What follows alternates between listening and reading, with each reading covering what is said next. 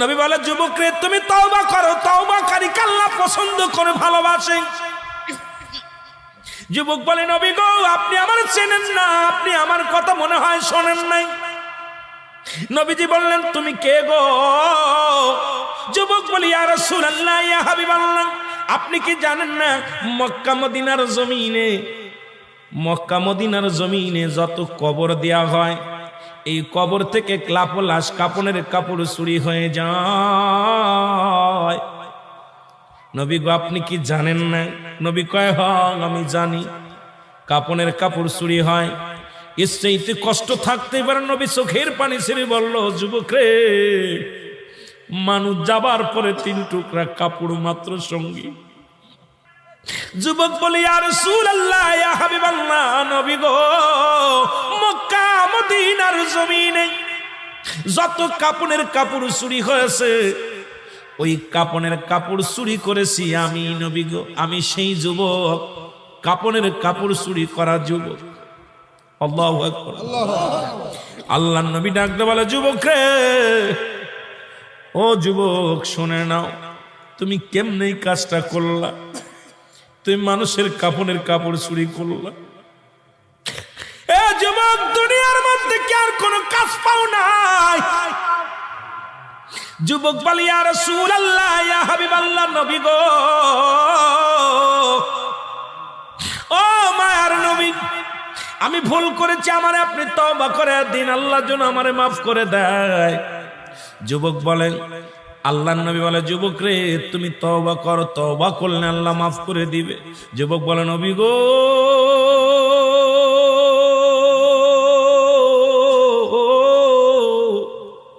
আমার বিশ্বাস এই জমিনের মধ্যে আমি তওবা করলে আমার গুনাহ মাফ হবে না, কারণ আমি এত বড় পাপী, আমি এত বড় অপরাধী।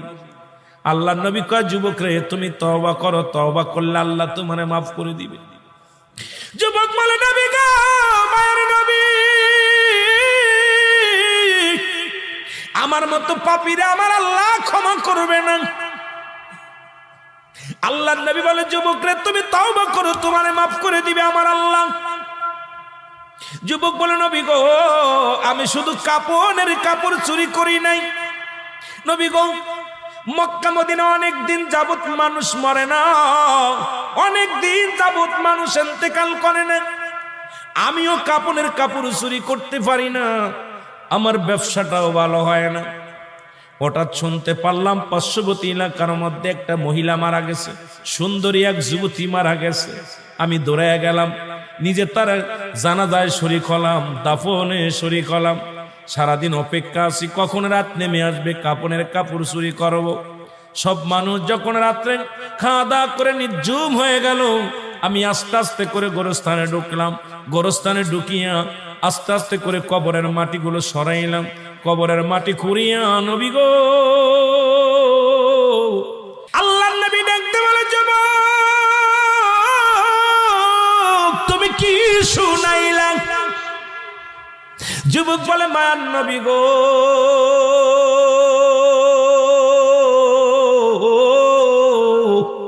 ও মায়ার নবী, যখন আমি নবী গো ওই মহিলার সঙ্গে ব্যভিচার করিয়া কাপড় 3টা নিয়ে লাফ মেরে উঠলাম কবর থেকে, এমন সময় একটা আওয়াজ শুনতে পাইলাম, ডাকতে বলে, যুবক রে আজকে আমি তোরে বাধা দিতে পারলাম না, আজকে তোরে আমি ঠেকাইতে পারলাম না।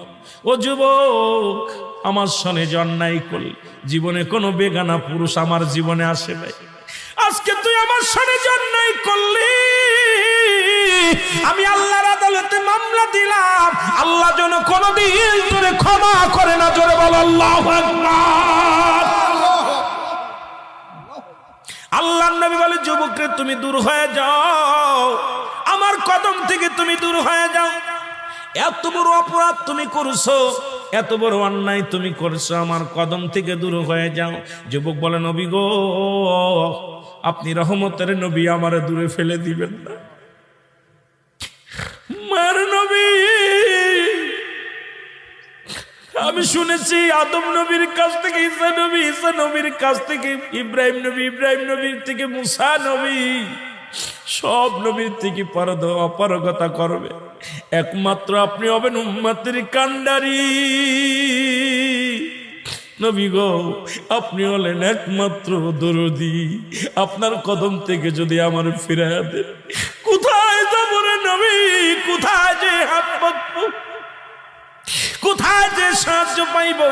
আমার নবী বলে, দূর হয়ে যাও, তোমার মুখটা আমি দেখতে চাই না। চলে গেলেন যুবক কানতে কানতে। একটা দিন নয়, দুটি দিন নয়, 40টা দিন চোখের পানি ছেড়ে কান্দে। গাছের লতা পাতা খায়, গায়ের মধ্যে পোকা হয়ে গেছে। চোখের পানি পড়তে পড়তে চলের মধ্যে গা হয়ে গেছে। আমার দাদু ভাইয়েরা, ও আমার দরদি বন্ধুরা, শুনে না, সমস্ত গায়ের মধ্যে পোকা হয়ে গেছে, কঙ্কাল হয়ে গেছে, দেহ কানা শুকাইয়া কান্দে আর বলে, আল্লাহ তুমি আমার মাফ করে দাও, আমি পাপী, আমি অপরাধী, আমার তুমি মাফ করে দাও। কবরে কান্দায়ও না। আল্লাহ, মানুষের প্রথম বিপদ হলো মরণ, দ্বিতীয় বিপদ হলো কবর, তৃতীয় বিপদ হলো কিয়ামতের ময়দান। আল্লাহ, একটার চাইতে একটা বড় বিপদ। তুমি আমারে মাফ করে দাও, আমারে তুমি ক্ষমা করে দাও আল্লাহ। ও আল্লাহ, তুমি আমারে মাফ করে দাও। কানতে কানতে যুবকের দেহখানা কঙ্কাল হয়ে গেলেন। এলহাম আলো, যুবকের আর কান্দিস না, তোর চোখের পানি আল্লাহ সইতে পারে না। যিনি আসমান জমিনের মালিক, এই ভূখণ্ডের মালিক, যিনি চূর্ণ বিচ্ছিন্ন করে দিবে জমিনটা, আল্লাহ বলে, কুল্লু মান আলাইহা ফান, সব কিছু শেষ করে দিবে আমার আল্লাহ। আল্লাহ বলে, বান্দারে, এই জমিনটা চূর্ণ বিচ্ছিন্ন করে দিব আমি। এই জমিনের মাটিগুলো পুড়ায়া তামা বানায়া দিব আমি। এই জমিনের যত পানি আছে পানিগুলো পুড়ায়া ছাই বানায়া দিব আমি। আমি আল্লাহ যেদিন কিচ্ছু বলতে কিচ্ছু থাকবে না, সেদিন থাকবো শুধু আমি। আমার কথা না, কোরআনের কথা শুনে না। আল্লাহ বলে, কুল্লু মান আলাইহা ফান, সব কিছু শেষ করে দিবে আমার আল্লাহ। আল্লাহ কয়, বান্দারে, সেদিন থাকবো শুধু আমি আল্লাহ, আর আমি থাকবো আমার নবীর ভালোবাসা নিয়ে। আজকে সেই আসমান জমিনের মালিক যিনি, তার কাছে ফিরে যাব আমি। জোরে বলেন ঠিক কিনা? এ দরদি বান্দা, শুনে নাও, যুবক কাঁদতে কাঁদতে রাসূলুল্লাহর কদমের মধ্যে হাজির হয়ে গেছে গো। নবীজি বলে, যুবক রে, তুমি আবার কেন আমার কাছে আসলে? যুবক বলে, নবী গো, আমি আপনার কদমের মধ্যে আসছি, আপনি আমারে আবার তওবা করে দেন, আমার কোথাও যাওয়ার জায়গা নাই। নবী বলেন, যুবক রে, তুমি আবার কেন আসছো? আমার জিবরিল আমিন ডাক দে কয়, নবী গো, যুবকের আর কান্দায়েন না। যুবকের চোখের পানি পড়ে গা হয়ে গেছে, চৌলের মধ্যে ঘা, গায়ের মধ্যে ঘা, দেহ কানা শুকায়া শুকায়া হাড্ডি হয়ে গেছে। নবী গো, এই যুবকরে আপনি ক্ষমা করে দেন। আমার নবী বলে, যুবকরে তুই তওবা কর। নবীজির কদমে তওবা করলে, আমার ভাইরা তওবা করে মাফ চাইলেন। আজকে আমরা এত অন্যায় করেছি, একবার বসে চিন্তা করে, আজকে আমাদের পাপের কথা যদি আমাদের ছেলেরা জানতো, ছেলেরা জীবনেও বাবা বলে ডাকতো না। আপনার পাপের কথা যদি আপনার বিবি জানে, জীবনে আপনার বউ আপনার ঘর করবে না। বিবি বলবে, স্বামীরে তুমি আমার তালাক দিয়ে দাও, আমি তোমার সাথে আর থাকবো না, এক ছাদের নিচেই থাকবো না। আপনার পাপের কথা যদি আপনার বাবা জানে, ত্যায্য করে দিবে। আপনার ভাই যদি জানে, জীবনে আপনার ভাই বলে ডাকবে না। আপনার পাপের কথা যদি এলাকার চেয়ারম্যান মেম্বার জানে, আপনাকে এলাকার মধ্যে রাখবে না। এত অন্যায় করার পর আমার আল্লাহ প্রকাশ করে নাই, গোপনে পাপ করেছেন, গোপনেই রাখছে, গোপনের গোপন। সেই আল্লাহরে কেন কানবেন না? এত হাসি কেন, এত রহস্য, এত তামাশা কেন? একটা রাত্রে কি যায় নামাজে বসে আল্লাহরে ডাক দিছে, আমার আল্লাহ, আমি অপরাধী, আমি পাপী, আমি কত অন্যায় করেছি। যদি দুনিয়ার মানুষ জানতো, আমার এই দুনিয়ার মধ্যে জায়গা হতো না। আমার আল্লাহ, তুমি আমারে মাফ করে দাও। কারণ যিনি গোপনের গোপন, তিনি কত ভালোবাসে তার উম্মত বান্দা বান্দিরে। আজকে কোনো কিছু প্রকাশ করে নাই। আজকে আপনার পাপের কাজগুলো আপনাদের প্রকাশ করে দেন নাই। সেই আল্লাহর দরবারে কাঁদার দরকার আছে কি না? আমার ভাইয়েরা মাঝে মাঝে চিন্তা করি, আল্লাহ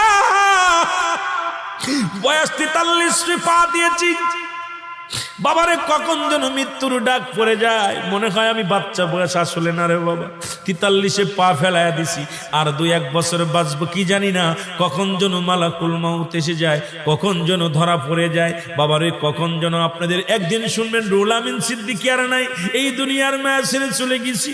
ওই যেদিন মসজিদের মাইকেল খাম পড়ে যাবে, আমার ছোট্ট একটা বাচ্চা আছে, আল্লাহ এই ছেলেটা একটা গজল গায়, আমার বারবার মনে পড়ে, হঠাৎ যদি যাই মরিয়া পাড়া পড়শি বীর করিয়া দেখিতে আসিবে সবে আমার মরা লাশ। বাজান রে আমি বুকের ভিতর নিয়ে বলি, বাজান রে তুমি কেন এই গজলটা গাও কাব্য গো? দেখি সব মানুষ শুধু চোখ বুজে রায় আর কাপড়ের কাপড় সাদা কাপড় পরায় আমাদের গোরস্থানে শোয়া দেয়। এ মুসলমান, মাত্র 3 বছর বয়স শিশু ছেলে, আমার দাদু ভাইয়েরা কয়েকদিন আগে চাচা মারা গেল। ছোট ভাই আমার সঙ্গে আমাদের মেহেদি হাসান ছিল, সন্তানরা এত টানিয়া খালি বারবার কবরের পাশে দাঁড়ায়, আমি কাব্বু তুমি আমার কোলে আসো, কাব্বু কেন শোয়াইলো, এই যে ও আমাদের মতো কাপড় কেন পরে নাই, সাদা কাপড় পরাইয়া দিছে, আর গজলটা গা শুরু করেছে, হঠাৎ যদি যাই মরিয়া পাড়া পড়শি বীর করিয়া দেখিতে আসিবে সবে আমার মরা লাশ, দাদিয়ে কাটিবে কে হাজারের কাঁচা বাঁশ, গরম পানি মশারি তলে কাপড় খুলিয়া সেজ বিদায়ের গোসল দিবে ডলিয়া ডলিয়া, 3 টুকরা নতুন কাপড়, 3 টুকরা সাদা কাপড়, অন্যরকম সাজ, দাদি কাটিবে কে হাজারের কাঁচা বাঁশ। এরা মুসলমান পাটা কবরে চলে গেছে, এখনো দুনিয়ার পিছে পিছে ঘুরছে, ও তোর পিছে পিছে ঘুরছে সমন, কোন দিন গলায় পড়বে বেরি, দেখ না মন জাক মারি দুনিয়াদারি। আমার আল্লাহ বলেন কুল্লু নাফসিন জায়কাতুল মাউত। আমার রাসূল কি বলে? দলিল মিরকাত সরে মিরকাতের 10ম খণ্ড 722 নম্বর পৃষ্ঠা, তাফসীরুল বায়ান 5ম খণ্ড 524 নম্বর পৃষ্ঠা।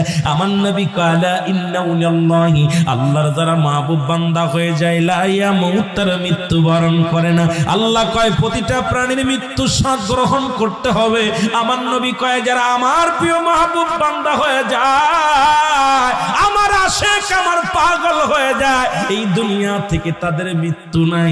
বাবারে বড় আশ্চর্যজনক মনে হয়, এই কথা কেন আপনাদের মনে আসে না? কেন এত দুনিয়া দুনিয়া নিয়া? এই দুনিয়ার মানুষ শুনে নাও, নবী বলছে বালহুয়া কেলা, এই দুনিয়াটা হলো পচা দুর্গন্ধ মরি। মানুষের চরিত্র হলো বাদাম রে কুকুরের চরিত্র। কুকুর যেমন মরি পাইলে খুশি হয়, এক পা কবরে চলে গেছে, সুদ ঘুষের মধ্যে আসি, এখনো জমা জমি নিয়ে হাঙ্গামা মারামারি, দুনিয়ার ছেলে মেয়ে নিয়ে হাঙ্গামা করছি। দূরে কখন যেন ডাক পড়ে যাবে, মসজিদুল হাম পড়ে যাবে, আর আপনি না, তাহলে দুনিয়ার মধ্যে কি করলেন, কি নিয়ে যাবা কবরে? ওই কবরের পুঁজিটা করার দরকার আছে কি না?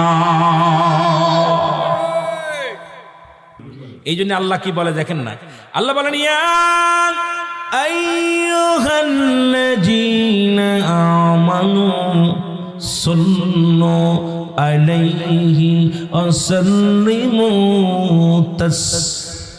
আল্লাহ যদি বলতে আইয়ুহান নাস, নাস শব্দের অর্থ মানুষ, মানুষের মধ্যে বেঈমান গুলো আছে, মানুষের মধ্যে বাটপার গুলো আছে, মানুষের মধ্যে কাজ্জাফ আছে, এরা জীবনে নবীরে ভালোবাসবে না। আল্লাহকে মানুষের মধ্যে একটা মানুষ আছে, তারা হলো ঈমানদার। ঈমানদারেরা শুইনা নাও, দুরূদ ও সালাম পাঠ করো কার উপরে? আমার নবীর উপরে। এই জন্য ঈমানদারেরা নবীর জন্য পাগল, জোরে বলেন মারহাবা।